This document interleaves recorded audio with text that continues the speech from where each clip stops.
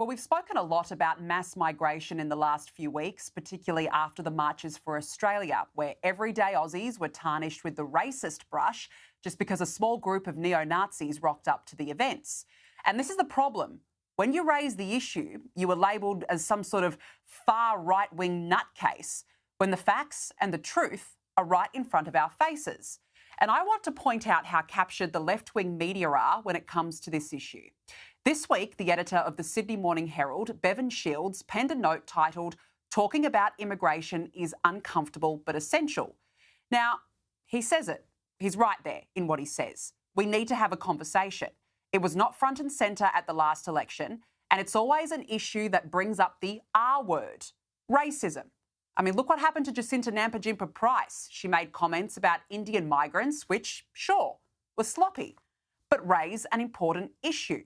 Labor claimed racism and the Liberal Party went into panic mode. We just cannot seem to have a civilised debate. But in his September 12 email to subscribers, Bevan Shields said, quote, "Migration has been and continues to be undoubtedly good for Australia. We are a culturally and financially richer country for it." Well, let's unpack this.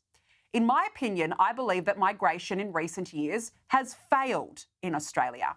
In fact, I would say multiculturalism itself has failed. And it's not always been like this. We are a multicultural nation. The majority of us come from migrant families. I come from a migrant family, so I'm not sitting here today being a hypocrite. But that ship has sailed, that we are a migrant-rich culture. Why? Well, firstly, we have allowed people into this country, some whose values are incompatible with a Western democracy.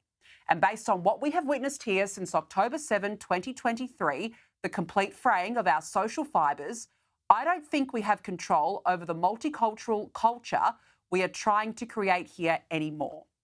Because hatred has been imported and we are all paying the price for it. Bevan Shields then went on to say the Herald also has a great history of advocating for a big Australia. And that is the problem. Big Australia is getting even bigger. High migration suits Labor politically. It's the only thing propping up our Ponzi scheme economy. Labor has let migration numbers soar out of control with more than 1.1 million people coming here since 2022. Bevan Shields then went on to say there is a wealth of evidence that there is little to no link between immigration and challenges such as housing affordability, cost of living and social cohesion, but we can't hide from the reality that many people believe it to be the case. Absolutely, we can't hide the reality when it is the reality. Big Australia is a big problem. And if you want the evidence, have a listen to economist Leith Van Onselen.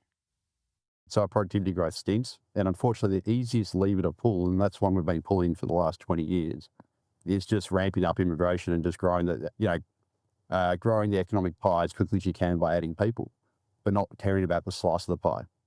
And unfortunately, our economy has become just overly reliant on this, population fetish. Australia's population, if you go by the ABS population clock and you basically look at the number right now, which is about 27.7 million, minus where we were at the turn of the century, around about the time of the Sydney Olympics, our population's grown by 8.7 million people nationally. That's 46%. That is the strongest growth in the advanced world. Anybody who lives in a major city in Australia has felt this. Right, we felt it with housing becoming increasingly expensive, harder to rent, harder to buy. Also, poorer quality, because nowadays, people have to live in apartments instead of houses. It's further out if you want a house. And you don't need an economist to tell you that. You're experiencing this yourself, as are your children and grandchildren. Rents are up, housing affordability is at its worst level in more than 2 decades, and building approvals are at decade lows. Too many Aussies cannot afford to buy a home and incomes are going backwards. Yet migration remains double pre-pandemic levels. In fact, net overseas migration for the March quarter was just over 110,000. That's 1,223 arrivals each and every day between the start of the year and the end of March. I mean, where are we going to put all these people? So this premise that migration continues to be undoubtedly good for Australia, in my view, is absolutely wrong. Yet the SBS will tell you there are a number of driving forces between far-right anti-immigration mobilisation in the UK and Australia. far right? Or has the SBS gone and spoken to everyday mums and dads who can't get a roof over their heads? Are they far right too if they are concerned about mass migration? Then over at the ABC, an opinion piece this week claimed social cohesion is not threatened by diversity itself. It is undermined when people feel excluded. Cohesion cannot be built by restricting who comes to this country or demanding newcomers assimilate overnight. It emerges when all people feel they belong. Well, what rubbish. Diversity is not our strength.